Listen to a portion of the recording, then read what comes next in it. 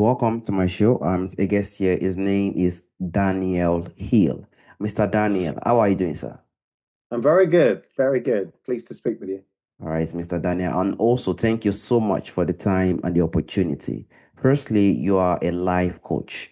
Can you please, Mr. Daniel, discuss more about yourself and how you are doing currently now, Mr. Daniel? I'm a life coach. I've been a life coach 19 and a half years. I've worked with clients all over the world, and I use a variety of techniques in order to make people's lives better. Thank you so much for the insight. Every single one life needs to be better. Despite the challenges we face, we are in the position to make sure that every single person around us and in our life currently are actually achieving the greatness that they want in life. And also with the experience you've had as a coach in recent years, have you written any book or do you plan to write any book in the coming future, Mr. Daniel? I've I have about 45 in the pipeline at the moment. Yeah, there's quite a lot of books that I've added to. Yeah, it's something that I hope to release next year. Very beautiful. You've impacted so many ways through the book you actually written, and you are also planning to also even publish more for every single one around there to actually learn and also be impacted in one way or the other. And that is why I would want to try my best to drive to the point of people who are going through dark times, people who are going through overwhelming times. Despite the world that we are today, we have been in a world whereby there are more oppressions and most especially the younger ones out there are feeling more pressured. So many listeners have gone through dark or overwhelming times. How do you think they can start to rebuild hope and strength when life feels impossible to face, Mr. Daniel? One thing is to notice that everything comes to pass. There are all stages. We were once children and we went through teething processes. It was painful, maybe to eat. It was painful. I'm sure when you went to school, you maybe had a pair of shoes. And at one time, those pair of shoes got too small and they were very comfortable, but they were too small. And eventually, we have to let them go and we have to go on to something else. So I think at every time in our lives, regardless of what's going on in the world, that we can always go inward. We can find out what we need inside. And often it's the lack of self-care, the lack of self-love, and the intuition to know what it is that could help us in that moment. It won't necessarily change everything, but it will certainly aid us to feel more balanced. So many people will be going through all different types of challenges. They'll be at various stages in their lives. But often, one thing that I've witnessed with clients over the years is the inability to look after themselves.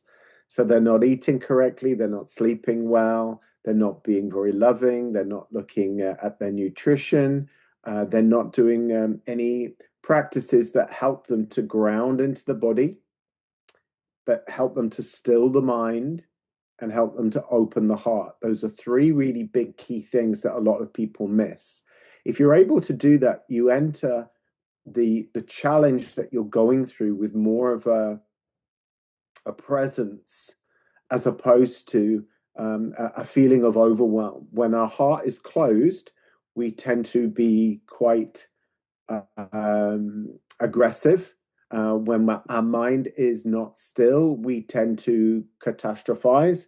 And when we're not grounded into the body, we feel like we're not really here. We're kind of going through motions, but we're not really present. So all of those things help us to be present as much as possible whilst we're going through challenges. Thank you so much for the insight, Mr. Daniel. We do know the future sometimes might be really tough or actually bright at times when we plan. But staying in the present is one of the best things we can do for ourselves. And how can we do it? As you've said, giving ourselves love and also giving the space regarding ourselves. Because despite the anxiety, despite how challenging the life might be at the moment, we have to spend some time for ourselves and check on ourselves and look for things, little things that are around us that we feel like if we have these little things, we will be in the position to actually love more people and also love ourselves and also live life that when we drop into the situation, then we can stay at the present and actually deal with it with more patience and wisdom. That is just so much beautiful. And also, I would like to just drive to the point of those that are also struggling. We've also spoke about those that are in dark times and overwhelming time and how they can stay at the present and also work on themselves as well. So for those also struggling with anxiety and most especially probably depression, because that is another stage again. What do you think from the experience you've had as a coach are some of the small daily practices that can bring stability and calm to the mind, Mr. Daniel? So I don't know if you've ever heard of this technique called tapping, EFT, the tapping technique where you tap on yourself and you tap on the acupuncture points. You never heard of that one? Okay. So one thing that you can do is write down what's going on in your mind. Often there's too much. With anxiety and depression, there's a lot that's going on within somebody's mind. If you can write that down in a list and make it a short list, we're not talking hundreds of things, you'll find that you'll probably write down maybe anything from 5 to maybe 20 things. Just write it down as a bullet point statement. These are going to be beliefs about yourself and about the world, and they're going to be limited to some degree. And that it can be about the past and be about the present and be about the future. So have those it's a therapeutic exercise to get out of your head what's going on. And then you can see it on paper. When you have those bullet point statements, it's all it is, one sentence about each issue.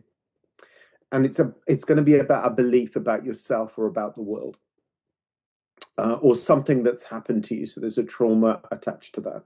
Now, write on a 0 to 10, 10 being huge, the biggest emotional reaction that you could possibly have, down to 0, it's not being there anymore. And go down next to that list, all of those things. Now we have a blueprint to what's going on in your head. We have an idea of why you're struggling. If you can begin to address each one of those things one at a time. Now, there's a technique that I use, which is called tapping, EFT, emotional freedom techniques. You can think about that issue and you can appreciate that it is maybe a 10 out of 10 or 9 out of 10. And then you can work using techniques to bring that number down. So that number no longer has the great intensity. It might still be there after working on it for maybe half an hour, but it's going to have less intensity. Without doing any coaching with me, if you just did that as a therapeutic exercise to get out of your mind what is going on, because a lot of the time there's so much up here that people just don't even know. Like, I don't even know where to start. And I feel like I need to speak to you for 3 hours. Okay. But what about if you just emptied yourself and wrote it down? There tends to be, this is nearly 20 years I've been doing this, there tends to be no more than about 20 things. And there's a correlation. So there will be like some part of a victim mentality where you feel that life has been after you or attacking you, or you feel that you don't have enough support, or you feel that others have been out to get you, or you feel that nobody's loved you enough and nobody's nurtured you enough. There's going to be running themes with all of those things. In doing so, there is often when clients, even before they've started working with me, just by emptying themselves of all of this stuff that's inside of me, it's then like, here we are. That's what we're working with. And now my work is to bring those numbers down as much as possible. Then people aren't so traumatized. So that in itself can be a great, great exercise. Thank you so much, Mr. Daniel. That shows that when we are having some signs of anxiety or probably depression, there are several ways that we can try our best to work on it. And as you've said, when we decide to realize a lot of things is bothering us, we have a lot of anxiety, a lot of things that is bothering us, you can spend the time to just give the sense of calmness and write this thing down. What do I think is making me to feel like this? What is making me not feel more joyous? What is not making me happy? Then when we put it down, then we know how to work on every one of it. And if we can do that, then we know the way forward. I think it will give us a huge sense of relief because now we are in the position whereby a lot of situation I have up here, I have decided to get solution and decide to bring this thing down, then I can focus better and it will give the sense of chest relief because the mind is now going to be more relieved despite the issue that we have on board. Those are the simple techniques that we can actually use to actually drop the sense of anxiety and also depression. And also, there's also one we also even face now because those that have faced something we call suicidal thoughts. Because when one has faced suicidal thoughts, it has gotten to anxiety, it has gotten to depression. I do not know if it is also the same technique that the person is also going to do because suicidal thought is like one of the end thing when someone wants to even take an action. So for listeners who have faced trauma or also suicidal thoughts, what do you think are some of the first steps towards emotional recovery and also most especially self-forgiveness, Mr. Daniel? Self-forgiveness comes through transforming. When you transform, you change your consciousness. Where you were, you didn't have the elevated level of consciousness that you have once you've transformed. So it takes transformation for you to have that, I would say, that full sense of forgiveness. Whilst you're on that journey to transforming, understand that you're doing the best with the resources that you have. Everybody is. It doesn't sound like it is with people doing whatever they do in the world, causing all different types of harm, but they're always coming from their own limited state of consciousness. And that's where you once were. And when you transform, what has happened to your consciousness? One of the greatest things that I like doing is researching people who've gone on great transformational journeys. They let go of who they once were in order to become the person that they've always wished to be. And whether that is through an outside force that has caused that, an internal force that has caused that, so a healing journey, or one that's been put upon them externally, they go on what's called the hero's journey. I'm not sure if you're aware of something, the hero's journey, but we ultimately the hero's journey is a monolith, and it's the story of every heroic figure that's ever been told in cartoons, in movies, in anything from Disney. It's that the hero is awakened to something that's not part of their reality, and then they have to go on and seek an answer and find the answer. And when they eventually go through this whole journey, which has lots of trials and tribulations, they always come back with an expanded level of consciousness. They're not the person that they once were, and they've become the hero. And they now have this different way of looking at life that they never had before, had the challenge not come. So challenges, although no one particularly likes them, unless there are people who seek challenges, aren't they? They go out and climb mountains and walk around the world. I saw something the other day where one man has walked around the world. It took him 37 years to walk around the world. So obviously he's chosen that challenge. But most people don't like being gifted a challenge such as a divorce, a car accident, something where you get sick, or there's trauma or abuse or whatever.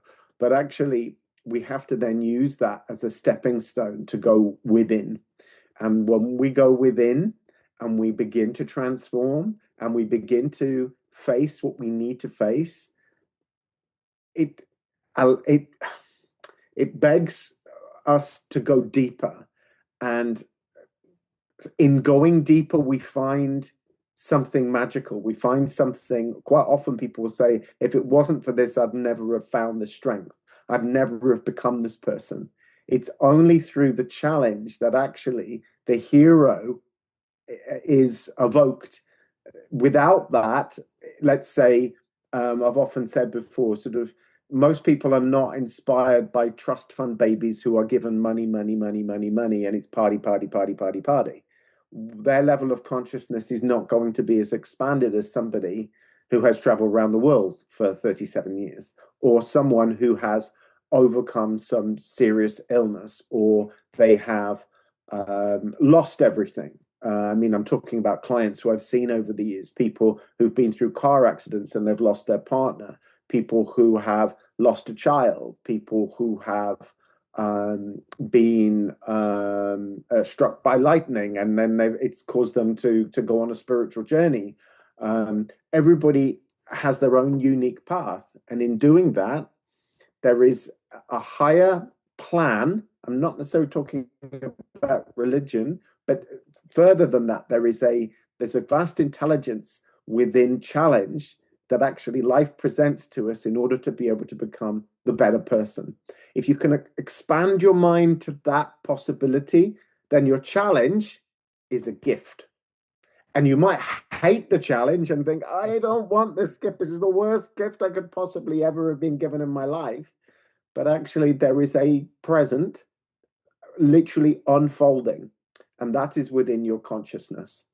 Because without that challenge, you would not have the adversity in order to be able to build psychological, emotional, and even spiritual muscle. It's like going to the gym. Honestly speaking, Mr. Daniel, from the bottom of my heart, I want to honestly thank you for this beautiful insight. Because despite what we face in life, we are not the only one. Challenges will come, and let us all agree we can't run away from challenges. It will always come. Some people are like, I don't want to get to this stage, I don't want it to happen. No, challenges will come. It's either we face it or we become really, really in a position whereby we are depressed and we can get to the point of suicidal thoughts. We do not want that. When challenges come, it comes for us to grow. It comes for us to become more stronger. It comes for us to give a chance for us to transform.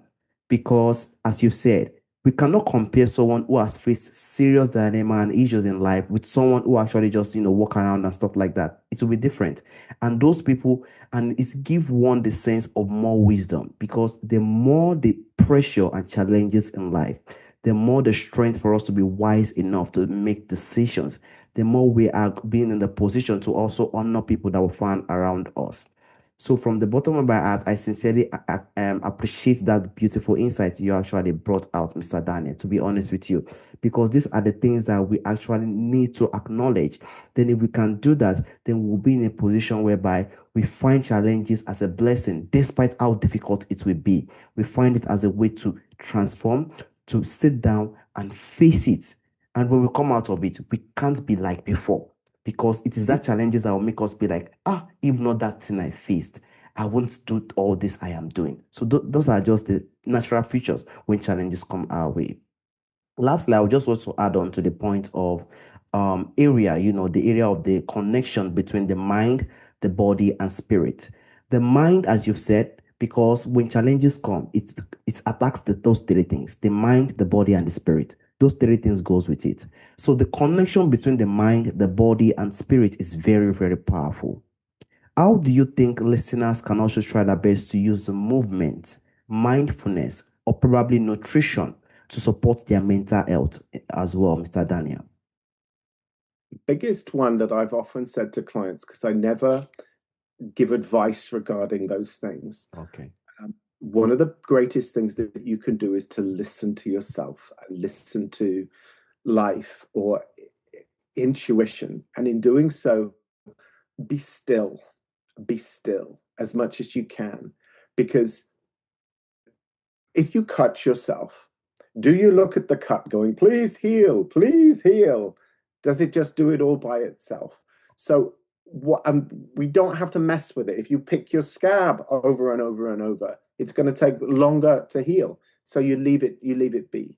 With the things that we're going through, there's often in stillness and the creation of stillness. And I'm not saying stopping the mind, because you didn't start it. So it's just stilling it. It's becoming a little more calm rather than having a spinning top going. Suddenly it's slower. By creating that, you can connect more to an intuition inside of you. And there'll always be something that will then say, going to this yoga group or Tai Chi group, or I feel that I need to have more iron in my diet, or I need to go to a meditation group, or I just need to be in nature, or I need to visit the sea or the lake, or often there's an awareness of that you're making yourself sick in your job or your marriage, or it doesn't mean that you have to change your job, it may be, or your marriage, it may be that you need to address things that are going on there. So that's the biggest thing, rather than giving people advice, because I don't think that we're, as a species, as intuitive as perhaps we used to be thousands of years ago. I think we've lost something that in modern times, and we tend to be, oh, tell me what I need to do. I think years and years and years ago, there would have been an awareness of, um, like in your beautiful country, where you've got all of these animals, Yes. an elephant knows where to go in order to be able to find. There was a documentary. I think it goes and finds salt somewhere. How does it know that? Or and then it knows when to die, and it leaves. It leaves the herd. There's an awareness that's within inside all of us, that if we can connect with that and know that it exists, the more that you stay with a sense of presence and a sense of stillness as much as you can, there'll be an awareness. It certainly happened on my journey, and things revealed themselves, and it has done with clients. So rather than me say, well, you need to do this and you need to take that, and occasionally there might be a few things like that might happen. If they're drinking too much coffee, and I'll say that's perhaps not the greatest thing. Have you tried this? But how much water are you drinking? How much time are you getting in order to really relax? Often these things that people will say that, oh, I've just signed up to do this course, or I'm actually doing this now, and I've stopped drinking so much, or I no longer take drugs, or I'm doing this and I'm doing that, and I'm like, okay, how do you feel about that decision? And often it's a place of empowerment. So there is going to be something on everybody's journey that they could do that's going to help create more balance. And there was a book I read a long, long time ago, which is called Tipping the Balance. So that if you do something like, um, I used to go by the 2% rule. If it made my life 2% better, it was worth doing, because Yeah. that would compound onto another 2%, another 2%. I couldn't do it if it was 1%, because my I wasn't getting enough motivation for that. But 2% felt okay, and often people will start to go towards the positive direction that they wish to take by doing that. Often when people come to me, they've lost direction, and they feel that they're very much a victim of life. And this is the way of turning it round. There's one other thing that I want to suggest also, that think of your outcome. If you were no longer going through this challenge, say it in one word, what is the word? You're now recovered, you are now free, you are now peace, you now have power. I mean, you can have three words if you wish, but start with one word, and whatever that word is. So let's say it's empowered. You feel disempowered, you wish to be empowered. So think of that word empowered, make it as big as the Hollywood sign, and look at it. Imagine, you can close your eyes and look at it, empowered. As you face that, ask yourself open-ended questions. So what, where, when, who, how? When you're facing that Hollywood sign, what can I do to be more empowered? Where can I go to be more empowered? When can I take that action? Who can help me? How can I get to be more empowered? And if you need to go to a motivating factor, it's been said that we're motivated by pleasure and pain. Well, we're motivated a lot more by pain than we are by pleasure. So if you've got that awareness inside of you that I must do this, you go from a must to a should. We get our musts, we don't get our shoulds. I must do this. Why? Because I must. I must drink water every day. I must eat. I must earn money. All of these things are musts. If you say should, are you going to get your should? Most likely not. So make it a must. Think about your outcome and ask yourself questions. And that way you're moving towards your outcome all of the time. I sincerely appreciate your insights, Mr. Daniel. The answer is always right at the front of us. Despite what we are passing through, there is always a channel. And I love what you said, listening to ourselves. Most of us today believe that we have to just get one or two because in this life that we have, every single one of us are different and the way we think are different. And that is why what works for me might not work for other people that are out there. And that is why we have to sit down on ourselves. We are the one that are in charge of our character. We are the one that is in charge how we have our anxiety and how we manage our thoughts and our feelings. We are always in charge. And we are also the one that can be in the position to get the answers that we need that can help us to move forward. We can just seek for something that can actually, the features can be better for us to ask for people because we do need some assistance with features, but the answers is always right at the front of us and giving a sense of must. I want to do this. I want to take this action.